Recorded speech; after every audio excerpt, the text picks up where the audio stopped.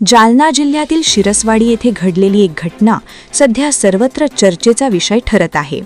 मित्रानेच मित्राचा जीव घेतल्याची एक धक्कादायक घटना जालना तालुक्यातील शिरसवाडी येथे समोर आली आहे। आपल्या आईला मोबाईलवर मेसेज पाठवल्याच्या संशयातून हा प्रकार घडल्याची माहिती समोर आली आहे। या प्रकरणी जालना तालुका पोलिसांनी संशयित आरोपीला काही तासात ताब्यात घेतलंय। निखिल वाघमारे वय 25 असे संबंधित तरुणाचे नाव आहे, तर कौतिक तांगडे याला पोलिसांनी ताब्यात घेतले। मिळालेल्या माहितीनुसार निखिल आणि कौतिक हे दोघेही एकमेकांचे जवळचे मित्र होते। दोघांचेही एकमेकांच्या घरी येणे जाणे होते आणि त्यांच्या मैत्रीत विश्वास होता। मात्र काही दिवसांपासून नात्यात तणाव निर्माण झाला होता। मोबाईलवरील संवादाबाबत निर्माण झालेल्या संशयामुळे त्यांच्यात वाद होत असल्याची माहिती समोर येत आहे। विशेष म्हणजे निखिल हा कौतिकच्या आईशी मोबाईलवर संपर्कात असल्याचा संशय व्यक्त केला जात होता आणि याच कारणावरून दोघांमध्ये वाद वाढत गेला। शुक्रवारी रात्री शिरसवाडी येथील वाडमारी शेतवस्तीवर दोघांनी एकत्र वेळ घालवला।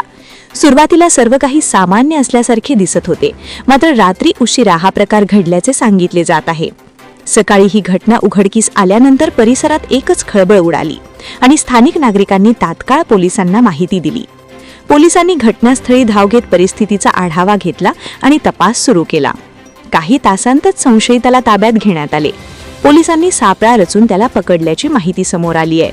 पोलिसांच्या प्राथमिक माहितीनुसार आरोपी अल्पवयीन असल्याचे समोर आले असून त्यानुसार पुढील कायदेशीर प्रक्रिया सुरू आहे। दरम्यान संबंधित तरुणाला रुग्णालयात नेण्यात आले होते, जिथे वैद्यकीय अधिकाऱ्यांनी त्याला मृत घोषित केले। त्यानंतर आवश्यक प्रक्रिया पूर्ण करून दुपारी शोकाकुल वातावरणात अंत्यसंस्कार करण्यात आले। या घटनेमुळे शिरसवाडी तसंच संपूर्ण जालना जिल्ह्यात हळहळ व्यक्त केली जात आहे।